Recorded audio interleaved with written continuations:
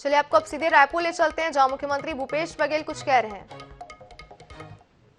ये बीजेपी जनजाति सम्मेलन करने जा रही है सरगुजा में, कैसे देख रहे हैं आप? करते रहें, वो करते रहें, अच्छी बात है, लेकिन समाज के बीच में विद्वेष फैलाने का काम न करें, क्योंकि उनके पास कोई मुद्दे हैं नहीं। पैसा नियम बना नहीं सके, 15 साल सरकार में थे। फॉरेस्ट राइट के तहत पट्टा सबको दे नहीं पाए थे। उनके लघु उपज खरीदते नहीं थे। उनके समय में महुआ को सड़कों में फेंका जाता था। जो आय के स्रोत थे उनको सब खत्म करते जा रहे थे, और उनकी जमीन लेने का काम जनता पार्टी शासनकाल में खूब हुआ। आदिवासियों की जमीन खूब हड़पी। इन मुद्दों पे वो बात करें। धर्मांतरण तो सबसे ज्यादा चर्च उन्हीं कार्यकाल में बना। जब मैं कहता हूं तो कोई बात नहीं करता। सबसे ज्यादा चर्च उनके कार्यकाल में बने हैं। भारतीय जनता पार्टी इस सवाल का जवाब क्यों नहीं देते? मुख्य मुद्दा तो यही है कि इनके पास, मैं शुरू से बोलता रहा हूं, इनके पास दो हथियार हैं, एक धर्मांतरण, एक सांप्रदायिकता। इसके अलावा इनको आता भी कुछ नहीं है। भाजपा जो है राष्ट्रपति को कांग्रेस सुरक्षा कानून लगाया गया, उस पर कह रहे हैं कि हम जिला स्तर पर अभियान चलाएंगे और राज्य सरकार के जो इन्होंने ये बनाया उसके खिलाफ हम जो एक माहौल पैदा करेंगे, ताकि ये बताया जा सके कि आपकी सरकार क्या कर रही है। अरुण साहु जी वकील हैं। रमन सिंह 15 साल मुख्यमंत्री रहे। रासुका केंद्र सरकार का कानून है, और हर 6 महीने एक निश्चित अंतराल में उसको रिन्यूअल करते हैं। तो उनके कार्यकाल में हुआ, पहली बार हो रहा है क्या?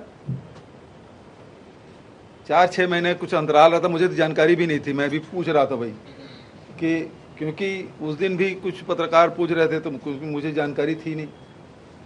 और ये अपने आप रिन्यूअल होते रहता है, 6 महीने के अंतराल में फिर से देते हैं, और हर प्रदेश में होता है। कौन से प्रदेश में नहीं हुआ है बताइए? इनके भारतीय जनता पार्टी शासनकाल में शासित राज्यों में नहीं है क्या? क्योंकि केंद्र का कानून है और उसको हर 6 महीने में डीएम को यह अधिकार दिया जाता है, तो उसी तहत दिया गया है। तो इसमें हाय तौबा क्यों मचा रहे हैं भाई? ये लोगों के बीच में भ्रम फैलाने, यही मैं कह रहा हूं कि ये भारतीय जनता पार्टी हर वो चीज को लोगों के बीच में ऐसे परोसना चाहते हैं जैसे कोई पहली बार हो रहा है, नया हो रहा है। हमने कोई विधानसभा में कोई कानून पारित किया है कि मंत्रिमंडल का कोई फैसला है, उसके बारे में बात करें। ये तो रिन्यूअल है और उसकी कॉपी निकाल के दे देते हैं। दिसंबर में हुआ, अरे दिसंबर तो 6 महीने पूरा हुआ, कर दिए रूटीन में। तो उसमें हाय तब मजा, मतलब इनके पास कोई मुद्दा रहा नहीं है, तो ऐसे कुछ चीजें ला दें जिसके बारे में न जानते हों, और उसके माध्यम से बोले कि देखो तुम्हारे खिलाफ रासुका लगा रहे हैं। किसके खिलाफ रासुका लगा भाई बताइए? जो गलत करते हैं तो भारत सरकार के जो कानून है उसके तहत ये गवर्न होता है।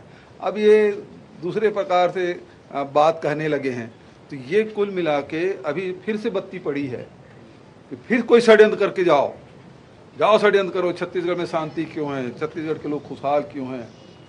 छत्तीसगढ़ में अमन चैन क्यों है? सब वर्गों में समृद्धि कैसे आ रही है?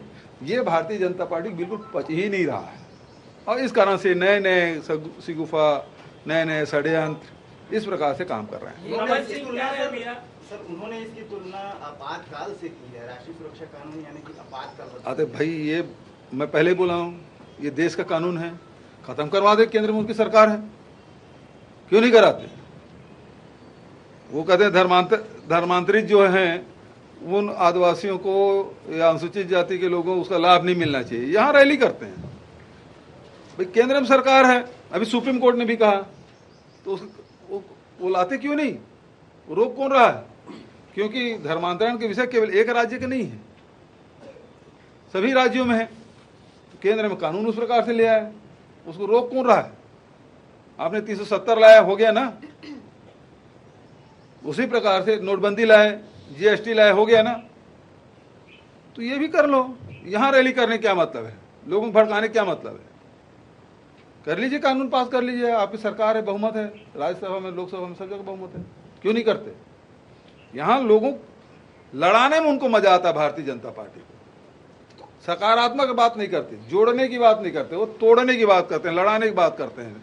लड़ाई झगड़ा होगा तो उसके पक्ष में आदमी खड़े होंगे, उनके पास और कुछ नहीं। ये कच्चे तेलों के कुछ कानाफूसी कर रहे थे, कुछ प्रश्न आया? भैया वो रमन सिंह बोल रहे हैं कि कांग्रेस मुझे दिल्ली भेजना चाहती है। आप ही का नाम ले रहे हैं। छत्तीसगढ़ मुझे अच्छा नहीं लगता है। नहीं चाहते कि मैं छत्तीसगढ़ में रहूं। मतलब अभी भी अंगूर खट्टे ही हैं। अभी दिल्ली में बैठक हुई है, उसको कहीं नहीं भेजा जा रहा है। तो फिर राष्ट्रीय उपाध्यक्ष क्यों बने भाई? यहाँ के उपाध्यक्ष बने। जब ये कह रहे हैं सर कि छत्तीसगढ़ में ही रहने दीजिए, कांग्रेस के नेता ना कहें कि आप दिल्ली चले जाएं, राज्यपाल बन जाएं, मंत्री बन जाएं। हम भैया देखो ऐसा है, वो पहले केंद्रीय मंत्री थे, तब यहाँ आए थे, है ना? तो हम तो चाहेंगे, खाली बैठे हुए हैं, राष्ट्रीय उपाध्यक्ष हैं, उसको कहीं भेजा ही नहीं जाता, तो केंद्र मंत्री जी बन जाओ। मैं राज्यपाल बनने की बात नहीं कर रहा हूँ, लेकिन केंद्रीय मंत्री बनोगे तो कुछ फायदा होगा छत्तीसगढ़ को। राष्ट्रीय उपाध्यक्ष हो, कहीं जाओ भाई। हमको खराब लगता है कि राष्ट्रीय उपाध्यक्ष है, बगल के प्रदेश में भी नहीं भेजा जाता, उसको कोई काम ही नहीं है, और यही बयान देते हैं। तो भाई जो प्रदेश उपाध्यक्ष का काम है वो राष्ट्रीय उपाध्यक्ष करे तो अच्छा नहीं लगता ना। तो उसकी प्रतिष्ठा के हिसाब से मैं कह रहा हूँ। अब अभी फिर से अंगूर खट्टे हो गए, मंत्रिमंडल के फेरबदल हो रहा है कि सब हल्ला है पूरे देश भर में। अब रमन सिंह पहले बैक आउट कर गए, उसका नंबर पहले भी नहीं लग रहा है, और यहाँ भी पुरंदेश्वरी से लेके सारे लोग बोल दे कि वो छोटा दावेदार भी नहीं है, कोई दावेदार नहीं है, वो दावेदार भी खत्म। अब 6 महीने बचे हैं, अब वो उसको पूर्व मुख्यमंत्री है, उसको चेहरा भी नहीं बना रहे हैं। तो सहानुभूति होती है ना, साथ में काम किए इतने साथ। प्रदेश भर के अनियमित कर्मचारी आज बैठका रख रहे हैं, आपको भी उन्होंने आमंत्रित किया था, और नियमितीकरण किया जाए ये मांग फिर से उनकी तरफ से आई है। अच्छी बात है। ये कच्चे तेलों के दामों में लगातार गिरावट हो रही है, लेकिन पेट्रोल डीजल के दाम कम नहीं हो रहे हैं। तो ये बात क्यों रमन सिंह से नहीं पूछे भाई, राष्ट्रीय उपाध्यक्ष से? और सांसद अरुण साहब से पूछना चाहिए। रेट की कीमत तुम्हारा तय होना है ना? कच्चे तेल की कीमत कम हो रहा है, और उसके बाद पेट्रोल, डीजल, मिट्टी तेल, इसके भाव आसमान छू रहे हैं। तो ये तो मतलब आम जनता को शोषण करने का तरीका है ये, और महंगाई बढ़ाने का। यदि ट्रांसपोर्टेशन सस्ता होगा तो निश्चित रूप से सब वस्तुओं की कीमत सस्ती होगी। ठीक, थैंक यू।